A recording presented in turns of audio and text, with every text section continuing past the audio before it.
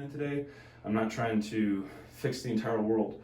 All I'm trying to do is find out what could be, causing your issues. On your chart, it says shoulder and some low back stuff. Can you give me some more information so we can peel it back? Sure. Yeah, did mixed martial arts for about 8 years.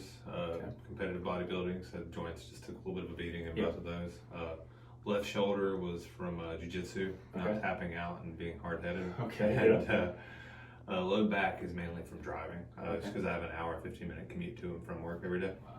So by the time I'm on my feet all day and the driving, low back's tight as can be by night. All right, so let's start with the left shoulder. So that started how many years ago? 2012. Okay. 2012, and was it one specific injury or was it a cumulative effect? I'm pretty sure it's cumulative. Okay. When would you feel it the most? At the end of the day or at the beginning? Usually it's exercise based. Exercise based, gotcha. Yeah, so if I'm doing something, anything that involves the anterior deltoid, I can really notice it. Okay. And does it go away after you rest? Yeah. Okay. Any type of stretching, physical therapy, massage, anything that you've done that has seemed to have some improvement to it? Massage therapy, absolutely. Okay. And 0 to 10, where would you put it at its absolute worst on a scale, pain scale? About 7. Okay. And then on a daily basis, like when you're just like even now?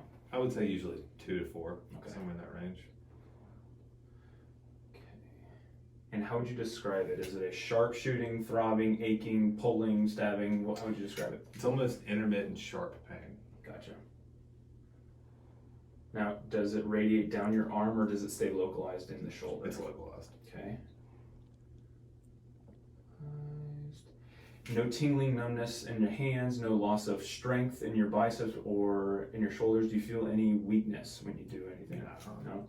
So no functional weakness, but if the sharp pain happens in a lift, obviously, does it give out or can you still push through it? Still push through. It's kind of a grin and bear it approach. Right. Because there's certain pains, neurological pain, that removes any type of strength from it when you feel it, and there's others where it's more of a ligament tendon issue that you can still push through it. It's just like, so they it helps me break apart what the issue could actually be. Okay. Now let's go to the low back. All right, so you're sitting for an hour and 15 one way, hour 15 back the other way. Where is it and how would you describe it? I would say it's probably going to be around L3, L4, that region. Okay. And it's more of just a tightness. So real tightness. Like I would say, but when I leave Matthews, I'm fine. But about halfway to Hickory, I have to start adjusting in my seat because I can really feel it. Do you favor one side? Like, do you lean on the armrest this way? Oh, absolutely. Yeah, I'm always like that. You're going away from it to the center console? Yeah. Okay.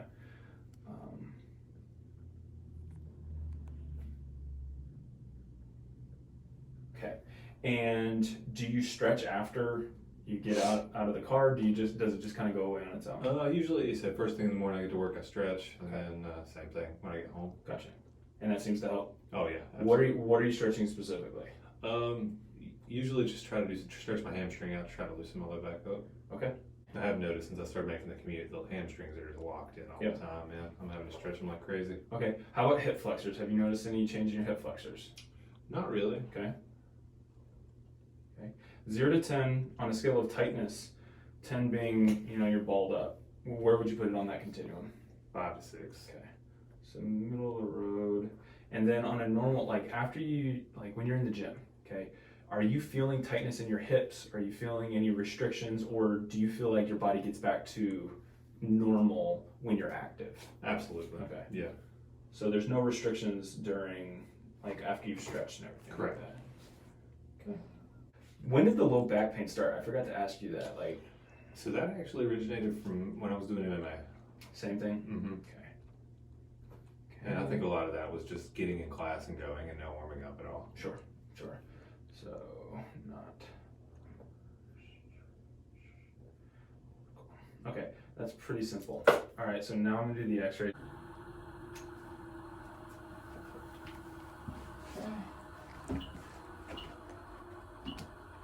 On this one, I need you to take a deep breath all the way in and blow it all the way out.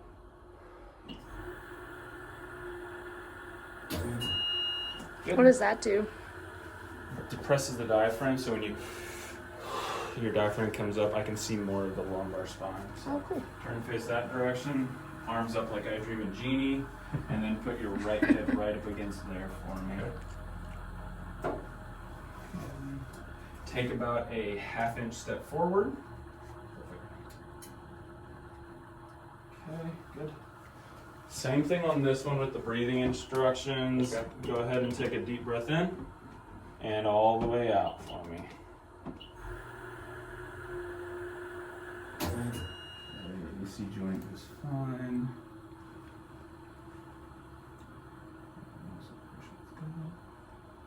Okay, so no structural abnormalities in your shoulder, so it looks like it is going to be like all soft tissue, which is what I guessed when you told me that one thing about you can push through the pain. Yeah. If it's a structural joint issue, you'd be like, no, I have to stop, and you'd lose your strength from that. So that's a good sign. That means that it's fixable, or it's, you know, we can build a strategy for you to do while you're at the gym. Now, here's the one thing that I'm noticing off the bat. Okay, I'm gonna draw this line straight across. Holy cow. So your right pelvis is depressed or your left pelvis is raised. Either I'll figure out which one is high or which one's low in the exam. But you can see that there is a 14 millimeter change. So like on X-ray, it's pretty significant. Now in real life, we're talking you know that much. But if it's that much every single time you take a step, every single time you do deadlifts, every single time you do squats, every time you do anything, your pelvis is shifted, okay? Which is gonna put a whole lot more tension on your hip joints and on your SI joints. So that's something that I fix all the time. And I'm gonna show you one of my patients how crazy his is after I walk through your last one, but we'll go back to that at the end, okay? Okay, the only thing that's slightly a problem here. The disc space are supposed to get larger as we get all the way down. It's doing well, and then it's kind of pinching there. It's not horrible. I've seen a whole lot worse, but you see how that's kind of opening up in the front. Right. Okay, that's the first stage of degeneration. So when a disc, okay, which is in every single joint in our spine, when it degenerates, this is the back and this is the front. The first stage is it opens up like a gator. Okay. Okay. After that stage, then it depresses in the front, becomes a closed mouth gator. Okay. And then it just smashes together like a pancake. Okay. That's when you get bone on bone. So you're in the first phase of degeneration, which isn't horrible, but it's something that you should know that it's probably that could be influencing when you're sitting all day long or for an hour and 15 minutes straight. That could be what's causing a little bit of that irritation in your lumbar spine. Okay. Okay. So that's a pretty key finding for your situation. I'm gonna push down, don't let me. Good. Good. Same thing here. Okay, there's a little clunk in there. Yeah. Right, arm like this for me on the Okay, one. sorry. Yeah. Any pain with that at all? Yeah. Good. Pain with that at all? Yeah. Good. All right, bring your arm around your back like you're getting arrested. I want you to lift off your hand and hit my hand straight off. Good. Now do it with this one. Go ahead, same thing. Good. Any pain with either of those? Nope. Good. Arms above your head like you're doing overhead press. I'm gonna push down, don't let me. Perfect. Okay. Now, I want you to put your pinky and thumb together for me. I'm gonna try to separate, pinky and thumb. I'm gonna try to separate them, don't let me. Perfect.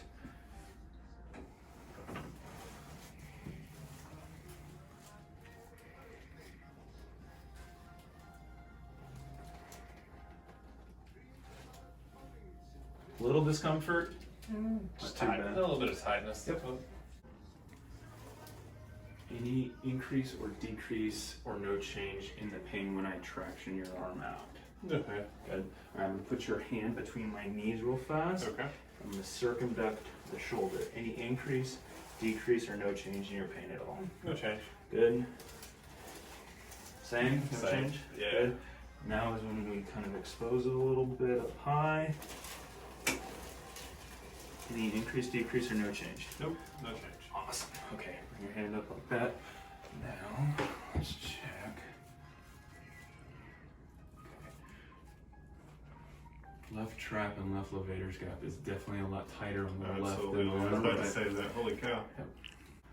So many times that, I mean, I don't want to throw Aaron under the bus, but he even told on himself. He sits at the computer a lot and is looking down, and you're a tall guy, I'm a tall guy, so we're chronically looking down to help people or on the floor or something like that. We get a lot of cervicothoracic junction issues right here, okay? And a lot of restriction in your spine. Like when I'm up here, everything's moving kind of good, and then you get down here and it's just stuck, okay? That happens when we're like this the majority of the day. It also causes that tension right there in your trap, which obviously, as we know, is attached to your scapula, is attached to your clavicle, is attached to your shoulder itself. So we've got kind of a complex of things here going on. And the other thing that happens whenever there's even a minor shoulder injury, it tends to elevate, okay? It's a protective mechanism. Our shoulders kind of hike up a little bit whenever there's an old injury, and that kind of stabilizes it. So that could also be a protective mechanism right there as well from the anterior delt issues that you were having. So that all kind of makes sense. Okay, flip over onto your stomach for me. Okay, what I want you to lift your leg from your hip without bending your knee. Lift the whole leg, good. Put that down. Now lift the other one. Was one harder to lift than the other? Surprisingly, the right. The right one was? Yeah. Okay.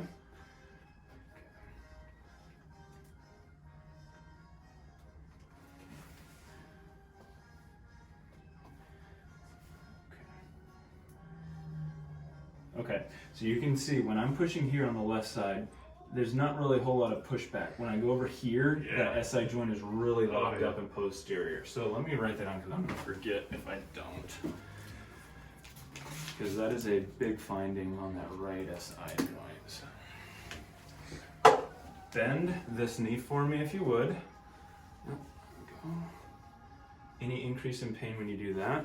Yeah, a little bit of tightness. Okay, same thing on this side. I can do that all day, that's fine. Good.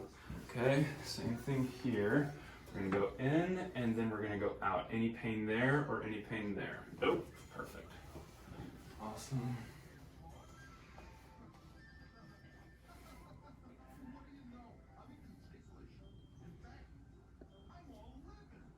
You said the majority of your issues is on the left side of your low back? Yeah. Yeah. So what a common occurrence in our bodies is an issue will be on the right side or on the left, and then the other side compensates, Right. okay, in a crisscross pattern. So it happens a lot in the shoulders and in the mid back, but it also happens in the hip and the lumbar erectors and QL, okay? Because with one SI joint being unstable or having whatever issue, in your instance, it's that drop. Yeah. Okay, remember in the x-rays it was dropped? The other side muscle, contralateral muscle, will tighten, okay? Which is then going to cause that kind of pain, that kind of achiness, and then you can just stretch it out, which causes this muscle to feel good again. So you don't feel any pain. You're like, all right, good, I can go about my day. Exactly.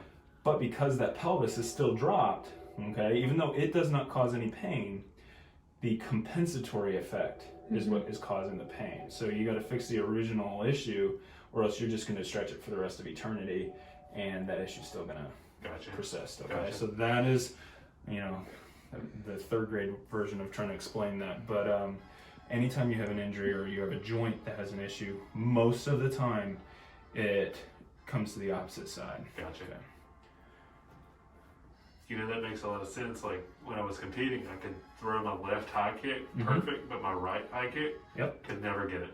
Well, so this pelvic instability and unleveling is what we call it, is prevalent in a lot of people, and you never know until you get an x-ray. Yeah. So I think it's a valuable thing that we're doing this, so you can at least see what's going on. Okay, you are done as far as the exam. I need to write a bunch